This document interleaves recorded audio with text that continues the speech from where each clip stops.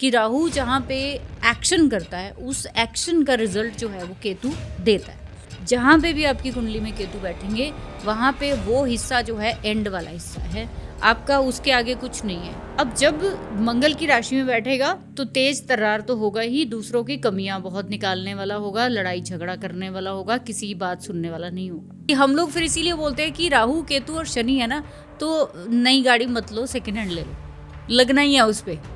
जब भी चंद्रमा के साइन में केतु आएगा तो माँ का सुख जो है वो कम हो जाता है, लगभग 80% के आसपास ही कम हो जाता है। तो केतु जब होते हैं 4 नंबर में, मैं कहती हूँ ऐसे लोगों को अपने घर में चलती फिरती चीज़ें दिखती हैं, इनको लगता है कि कोई यहाँ पे था, यहाँ पे कोई वाइट कपड़े वाला था।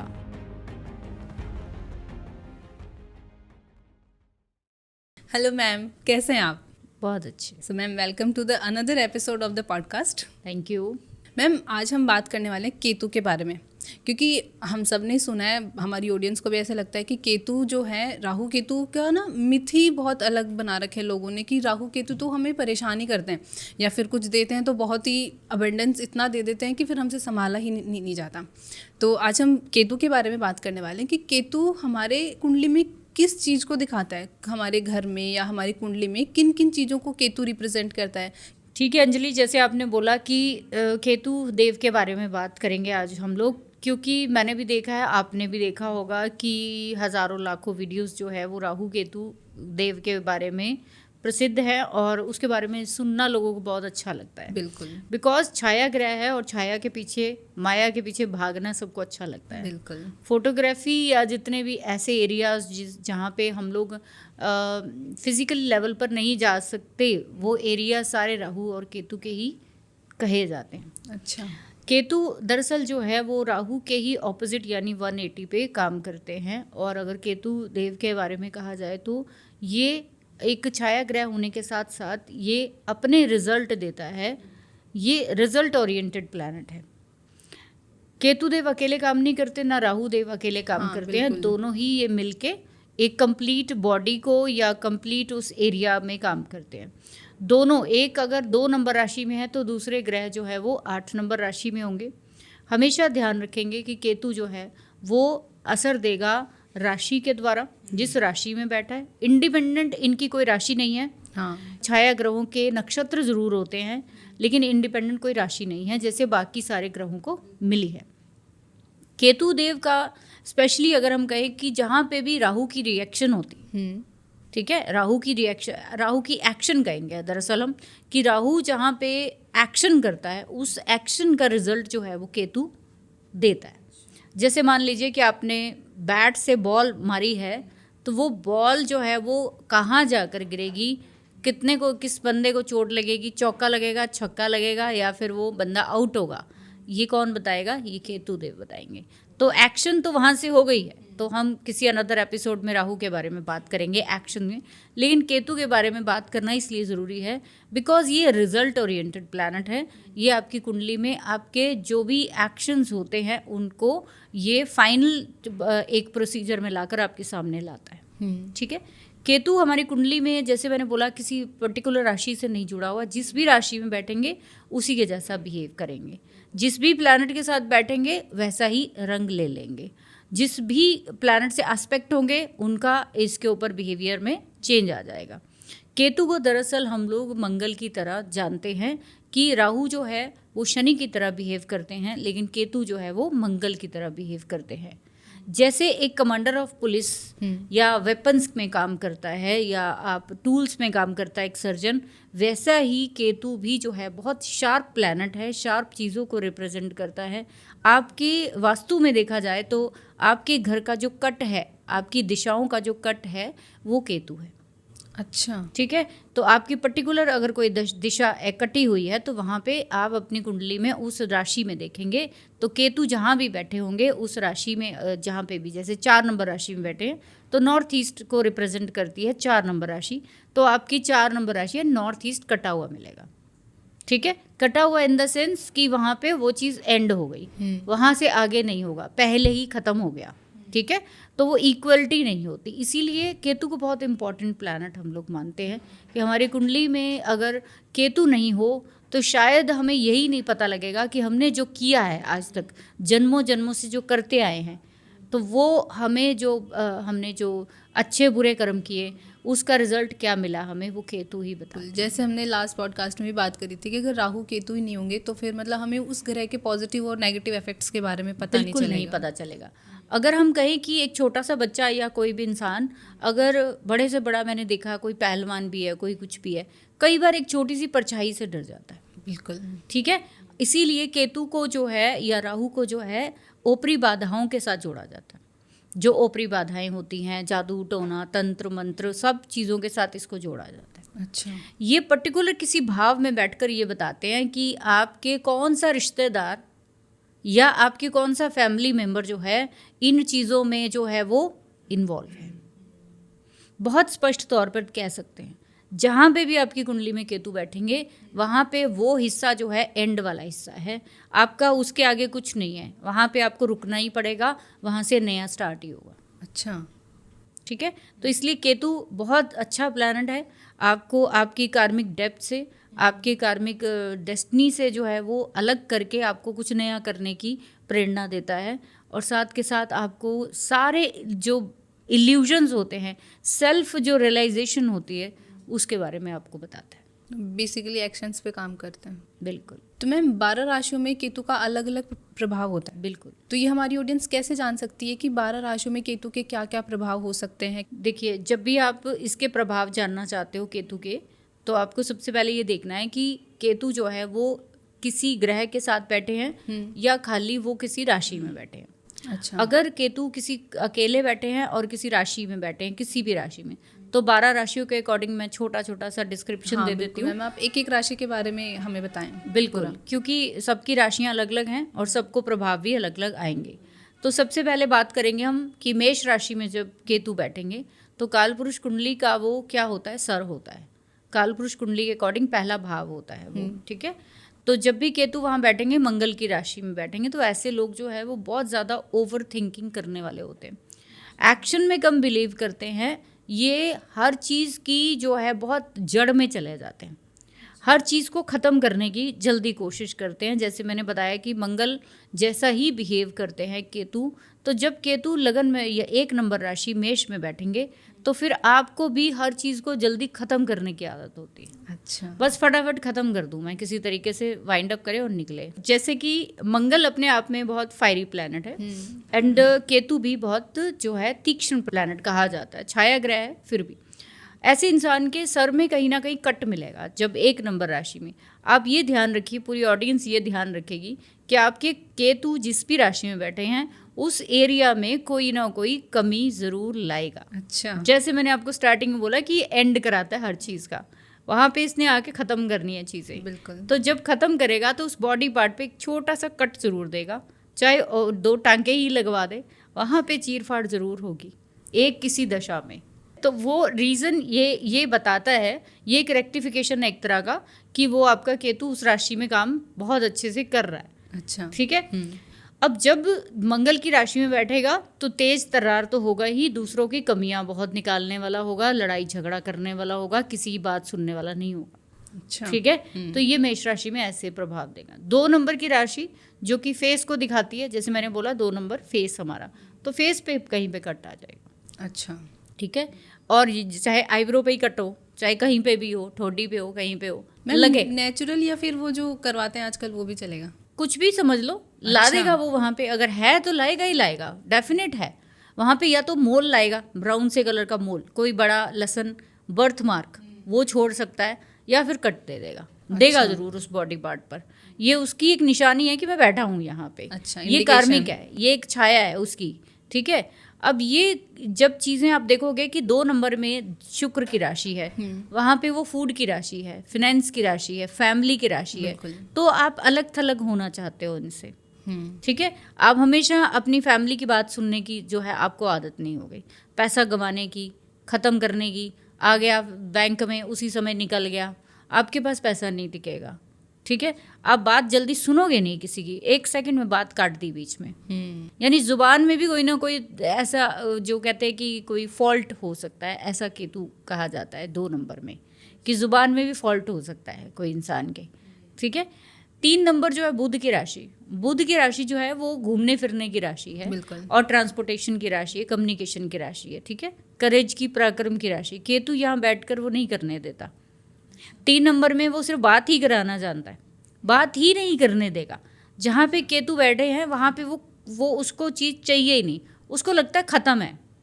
अच्छा। तो जब वो 3 नंबर में बैठेगा ना, तो इसको बंदे को बोलो कि जरा ये 10 किलो वेट है, जरा उठा के इधर से उधर कर दे, शायद वो बहुत मुश्किल है उसके लिए वेट उठाना, अच्छा। वो नहीं उठाएगा, ठीक है। 3 नंबर जो है वो आपको एक केतु का जो है वो पैरों को भी रिप्रेजेंट करता है, पैरों को, आपकी बैकबोन को भी रिप्रेजेंट करता है। जब भी आप देखोगे बुध की राशियों में केतु आएगा तो आपको देखोगे कि उस पर्सन के लाइफ में कम्युनिकेशन जो है वो बहुत कम होगी।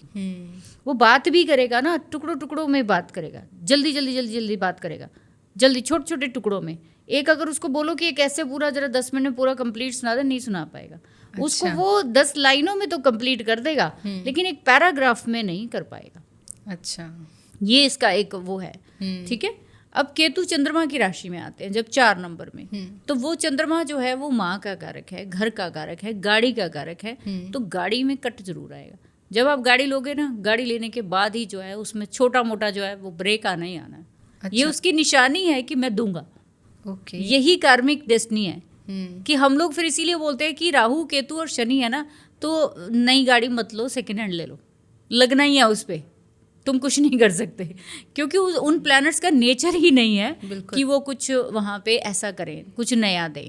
वो आपको वहाँ पे छोटा सा डेंट तो लगवाएंगे ही। तो पिट को भी, डेंट को भी या फिर खड्डे को भी हम केतु के साथ जोड़ते हैं। अच्छा। तो जब 4 नंबर राशि में होगा तो आपके घर का नॉर्थ ईस्ट एरिया कटा हुआ मिलेगा, डेफिनेट है। आपके चेस्ट एरिया में कहीं टांका या फिर कहीं कट ज़रूर लगेगा, ठीक है। आपकी मदर जो है वो हो सकता है छोटी उम्र में ही आपसे अलग हो जाए, या आप उससे बोर्डिंग स्कूल में चले जाओ। जब भी चंद्रमा के साइन में केतु आएगा तो माँ का सुख जो है वो कम हो जाता है, लगभग 80% के आसपास ही कम हो जाता है। अलगाव शुरू हो जाएगा, वो मदरलैंड से भी दूर चला जाता है इंसान, वो रहना ही नहीं चाहता अपने घर में। वो घर में कैसे एक परेशान आत्मा की तरह घूमना शुरू कर देता है। अब जब लोग कहते हैं कि जब भूत प्रेत बाधा ये सब चीज़ें होती हैं, तो केतु जब होते हैं 4 नंबर में, मैं कहती हूँ ऐसे लोगों को अपने घर में चलती फिरती चीज़ें दिखती हैं। इनको लगता है कि कोई यहाँ पे था, यहाँ पे कोई वाइट कपड़े वाला था, अच्छा। यहाँ पे कोई घूम रहा था, ठीक है। तो इनको चलती फिरती ऐसी मतलब फीलिंग्स आती ही आती हैं, क्योंकि ये छाया ग्रह है। जहाँ बैठेंगे वहाँ छाया दिखनी ही दिखनी है, वहाँ पे भ्रम आना ही आना है आपका। वो भ्रम कहीं ना कहीं आपको जो है वो इल्यूजन में डालकर आपको गलत चीज़ें करा देगा और आप कहीं तंत्र मंत्र इन सब चीज़ों में फंसना शुरू कर दोगे, ठीक है। 5 नंबर राशि सूर्य में जब जाएगा तो वो सूर्य की राशि है, तो हम लोग कहते हैं कि चंद्रमा और सूर्य की राशि में जाकर ये ग्रहण लगा देते हैं। ये पिता और माता दोनों को अलग कर देते हैं।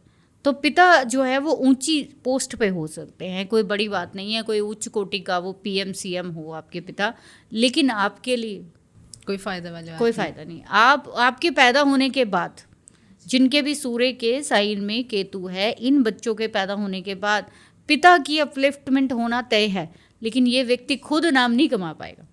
अच्छा, घर वालों के लिए तो शुभ साबित हो जाएंगे, पर खुद के लिए कुछ, खुद के लिए ग्रहण है, वो दूसरों को कर देगा। मैंने बहुत सारे चार्ट्स में देखा है कि सूर्य केतु है, पिता उनके पैदा होने के बाद इतनी अच्छी अर्निंग स्टार्ट हो गई, उनका इतना अच्छा अपलिफ्टमेंट हो गया, लेकिन वो बंदा खुद अपनी लाइफ में कुछ नहीं कर पाया। यही हमारी कार्मिक है डेस्टिनी, जिसको पहचानना होता है हमने। फिर उसके बाद 6 नंबर की राशि फिर से बुध की है, तो ये भी कन्या राशि जो होती है, इसमें भी केतु जो है वो कहीं ना कहीं आपको वाणी दोष या फिर आपको कहीं ना कहीं नानके परिवार से बिल्कुल सेपरेट कर देता है। ऐसे लोगों को लगाव बहुत होगा, लेकिन नानके परिवार ज़्यादातर खाली। अच्छा, ज़्यादातर खाली होगा, वो उनसे उनका देना लेना मामा परिवार से या मासी परिवार से कुछ ज़्यादा नहीं होता है। ऐसे लोग ना छोटी छोटी चीज़ों को भी, जो जिसको कहते हैं ना कि बाल की खाल निकालने वाले होते हैं। 6 नंबर में जब केतु हो, बाल की खाल इतनी डीप इनकी कोर होगा, इनका जो इंटेलिजेंट होगी वो इतनी डीप होगी कि ये शायद कुएं में से भी ना, पानी में से भी अंदर गहरा देख लेंगे, इसमें कौन कौन सा जानवर शायद कोई मरा पड़ा है बीच में, वो देख लेंगे। इतना गहरी रिसर्च होती है केतु की। लेकिन जो इन ग्रहों के मेन जो राहु केतु शनि, या हम लोग इनको हम पापी ग्रह कहते हैं या फिर कार्मिक ग्रह कह देते हैं हम लोग, इनका एक ही गुण है, ये ग्रह जो होते हैं ना, ये मटीरियलिस्टिक चीज़ें बहुत देते हैं आपको, लेकिन फिजिकली जो हमारे रिश्ते होते हैं वो नहीं देते हैं। इनके पास मटेरियल बहुत है, सोना चांदी गाड़ी बंगले सब कुछ ले लो, लेकिन अगर आप कहोगे कि मेरे को ये फिजिकल लेवल पे कोई स्ट्रेंथ दे दो किसी चीज़ की, तो वो नहीं देगा। रिश्ते भी नहीं होंगे उनके पास, रिश्ते नहीं देगा, वो उस एरिया में रिश्ता नहीं देगा। जिस भी राशि में ये बैठ गया वो वाला रिश्ता नहीं होगा। तभी कुछ लोग कहते हैं कि हमारे पास वैसे तो सब कुछ है लेकिन रिश्ते ही नहीं है निभाने के लिए। यस, तो जैसे कि जब तक माँ रहेगी तो पैसा नहीं रहेगा, जैसे माँ जाएगी तो पैसा ही पैसा। अब सारी उम्र वो बंदा ये कहेगा यार मेरी माँ होती ना, मैं उसको ये सुख बिल्कुल, हाँ, मैं उसको ये चीज़ देता, है ना, क्योंकि उसको नहीं आता। इन ग्रहों को क्यों नहीं आता? क्योंकि आपकी कार्मिक डेस्टिनी है, आपको भुगतान करना है वहाँ पे, आपको खालीपन झेलना ही है वहाँ पे। उस खालीपन से बाहर आके फिर आप जिंदगी में आगे बढ़ते हो। केतु 7 नंबर में, जो कि रिलेशनशिप, मैरिज और पार्टनरशिप का जो अनजान लोगों का साइन है, ये तो बैलेंस का साइन है। जैसे केतु यहाँ पे आके आपको पार्टनर कैसा चाहिए? अच्छा, पार्टनर ऐसा चाहिए जो कि बिल्कुल बेफिक्रा टाइप, जो आपकी कोई कमी ना निकाले, लेकिन वो निकालेगा क्योंकि 7 नंबर में बैठा, वो निकालेगा। आपको पसंद नहीं आएगा। आपको पार्टनर कैसा चाहिए? बहुत सेंस वाला चाहिए, बहुत आउट ऑफ दी, जैसे कहते हैं जो दुनिया में बना ही नहीं, इमेजिनेशन वाले पार्टनर चाहिए, जो जिसको कहते हैं ना कि आप जिसकी फिगर खुद डिज़ाइन कर रहे हो, उसके बाल ऐसे हों, वो इतना पढ़ा लिखा हो, सपनों का राजकुमार जो है वो ऐसा कोई बना नहीं है ना। हाँ, और जो भी फिर पार्टनर आपके पास आएगा वो आप टिक नहीं पाओगे उसके, हाँ, उसके क्योंकि पास एक्सपेक्टेशन इतनी हाई कर लेते हैं, फिर वो वैसा तो मिल नहीं पाता। डेफिनेट। तो ये केतु का कमाल है कि फिर वो कहता है छोड़ दे, नहीं है कुछ नहीं, ऐसा बंदा है ही नहीं, बिल्कुल, तो फिर शादी कहाँ से होनी है? और हो भी गई तो आप उसमें इतनी कमियां निकालोगे, आप इतना कंपैरिजन लोगों के साथ करोगे तो वो चलेगी नहीं। ठीक है। 8 नंबर फिर से मंगल का है, जैसे 1 नंबर मंगल का है, 8 नंबर डिफरेंट क्या है कि 1 नंबर मंगल जो होता है वो प्रोटेक्शन का है, 8 नंबर जो है वो खात्मे का है, खत्म, एंड का। अच्छा, ठीक है। ये जैसे हम लोग जब केतु यहाँ पे को लॉर्ड माना जाता है स्कॉर्पियो साइन में, तो केतु जब 8 नंबर में होता है, किसी के स्कॉर्पियो लगन में बैठा हो या राशि में बैठा हो, ऐसे लोगों को कहीं ना कहीं पुराने, कहा जाता है कि पुरानी जन्मों का कोई साधक होता है, साधक, कोई तांत्रिक होता है, कोई पुराने समय का। ऐसे लोगों को बहुत ज्ञान होता है इन चीज़ों का, कि छोटी सी साधना करेंगे ये उसमें कुंडली जागरण कर लेंगे, ये छोटी छोटी कुछ चीज़ें करेंगे, तो जो लोगों को शायद 50 साल लगेंगे, ये शायद 5 साल में उस चीज़ को कर कर आके जल्दी से मिल जाता है, जल्दी मिल जाएगा। क्योंकि ये जो शमशान साधना होती है, स्कॉर्पियो में केतु होता है, शमशान साधना, तंत्र साधना, वो छुपी हुई रहस्यमय साधना, एस्ट्रोलॉजी हो गई या फिर कोई भी ऑकल्ट साइंस होगी, उसमें इनको जाना है। तो वो ये इतनी जल्दी महारत हासिल कर लेते हैं इसमें कि भाई इनको खुद ही नहीं पता चलता कि मैं कब चला गया इसमें और कब मैं मास्टर तो भी मैंने बन स्टार्ट किया था, मुझे तो आ भी गया। हाँ, तो मेरे को आ भी गया, क्योंकि वो पास्ट लाइफ की आपकी जो है वो जर्नी का हिस्सा रहता है, तो वो आपको फिर सिर्फ रिमाइंडर देना होता है। 8 नंबर में केतु बहुत बहुत ज़्यादा स्ट्रॉन्ग माना जाता है। अच्छा, तो अगर यहाँ पे है तो इन लोगों को एक बार जिंदगी में साधना की तरफ जाना ही होता है, चाहे वो बुढ़ापे में चले जाएं, चाहे जवानी में चले जाएं, चाहे कभी भी चले जाएं। उनके कार्मिक पैटर्न्स लेके चले जाते हैं, पैटर्न है। ठीक है। तो जितने भी लोग ज़्यादातर जो ब्लैक मैजिक वगैरह सीखते हैं, या फिर मैं कहूँगी दूसरों के ऊपर जैसे साधनाएं जो अपनाते हैं, और स्पेशली वो ऐसी जगह पे बैठकर करते हैं जहाँ वीरान होता है, शमशान होता है, वो केतु स्कॉर्पियो वाले ही होते हैं। अच्छा, ठीक है। 9 नंबर धनु राशि में जब केतु बैठते तो उच्च के माने जाते हैं। अब जब गुरु की राशि में केतु बैठता तो कहते हैं कि ये गुरु और चेला जो है इकट्ठे हो गए जी।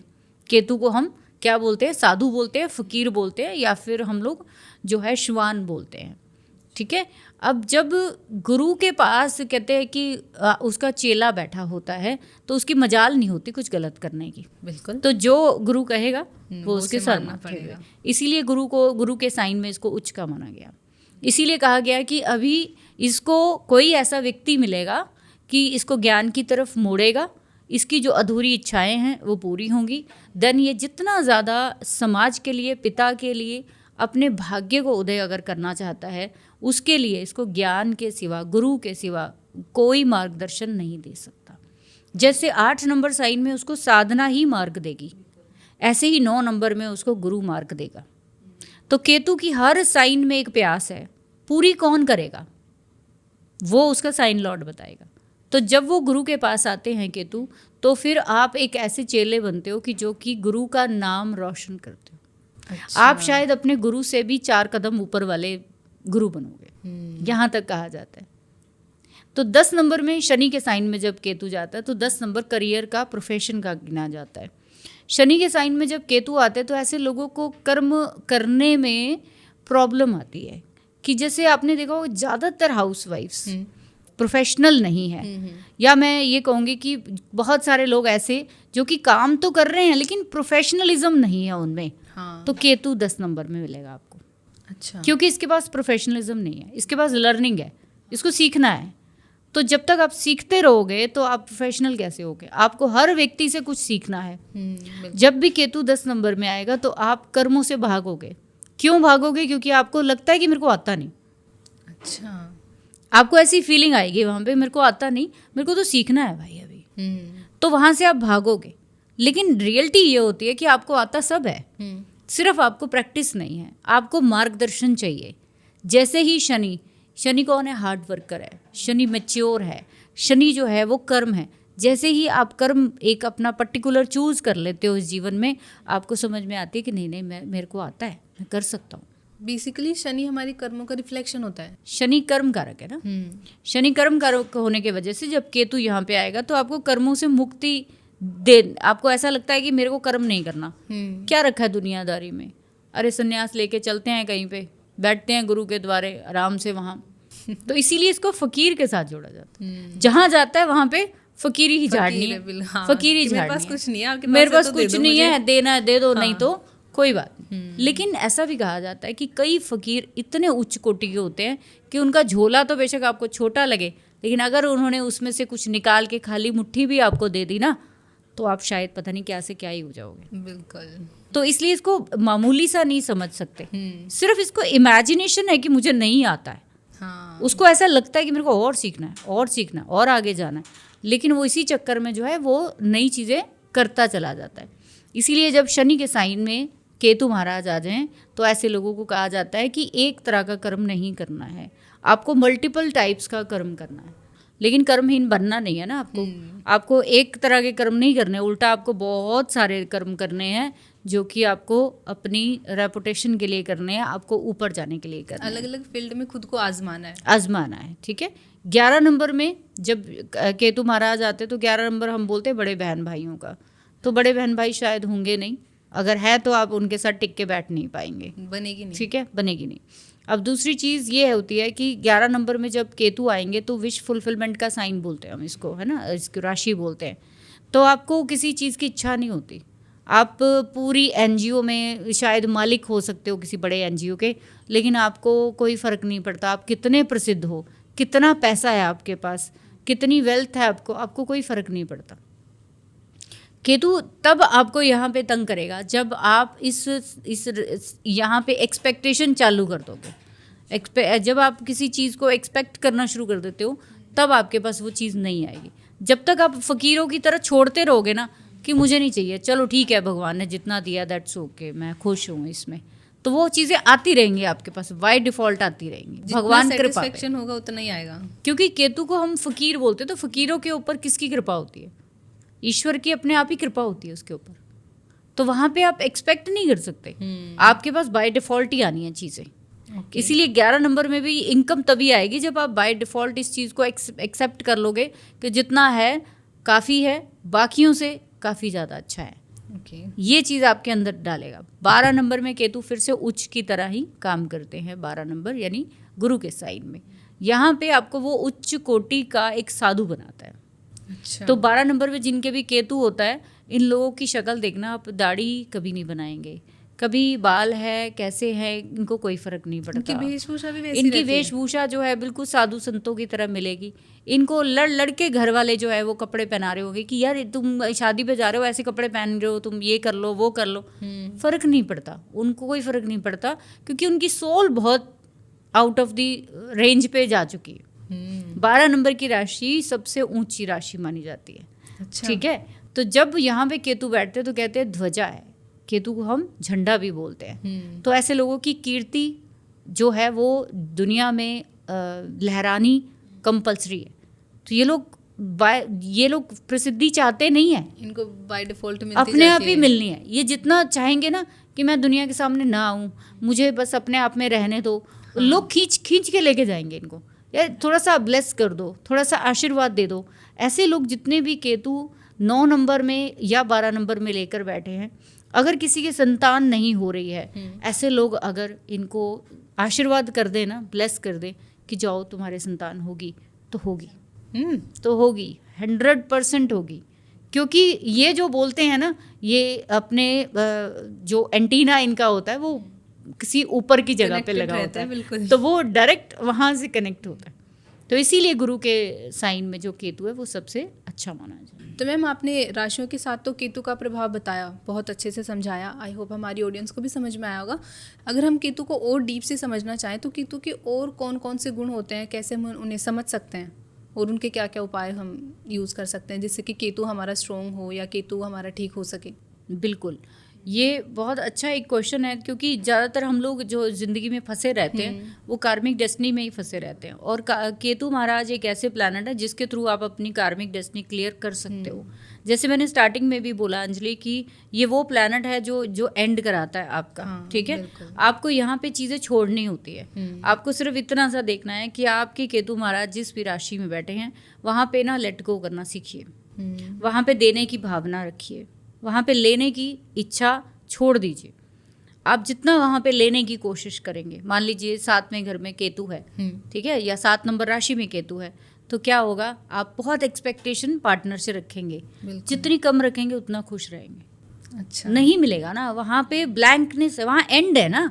एंड के बाद क्या है, कोई चीज़ अगर ख़त्म ही हो गई उसके बाद तो फिर अंतरिक्ष शुरू हो गया ना। अब तुम अर्थ के बाद अंतरिक्ष में थोड़ी कूदोगे, उसके बाद भी एक्सपेक्टेशन खत्म है। तो आप जब वहाँ पे बाय डिफ़ॉल्ट सिर्फ लेट गो करना सीखिए, माफ़ करना सीखिए, और जीवन में जो है वहाँ पे आप जितना भी भोग सकते हैं भोगिए।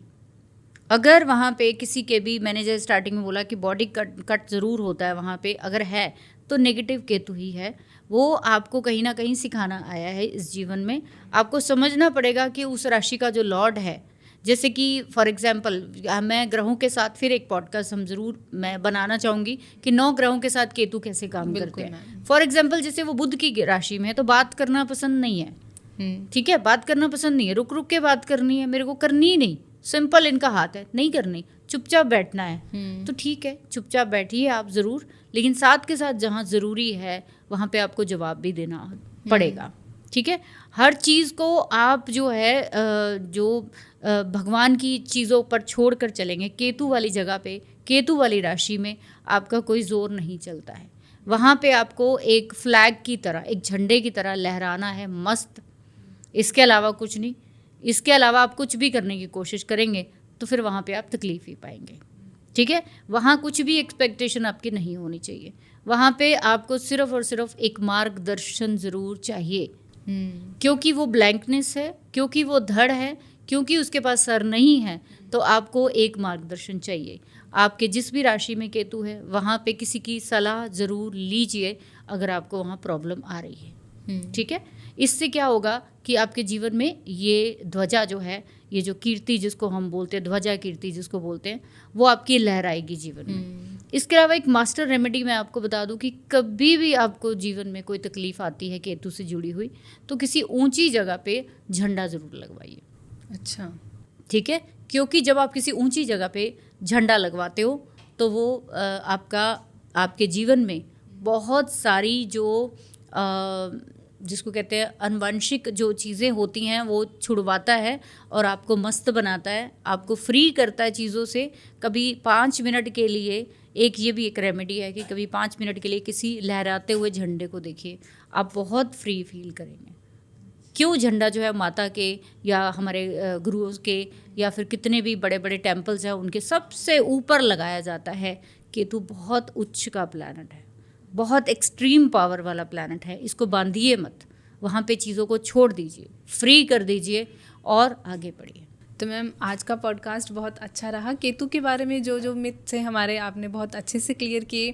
क्योंकि केतु को सब लोग एक मतलब छाया प्लेनेट के साथ साथ एक मिथ मानते हैं कि केतु अगर राशि में है, ग्रहों में है, तो वो बुरे इम्पैक्ट ही हमें देगा।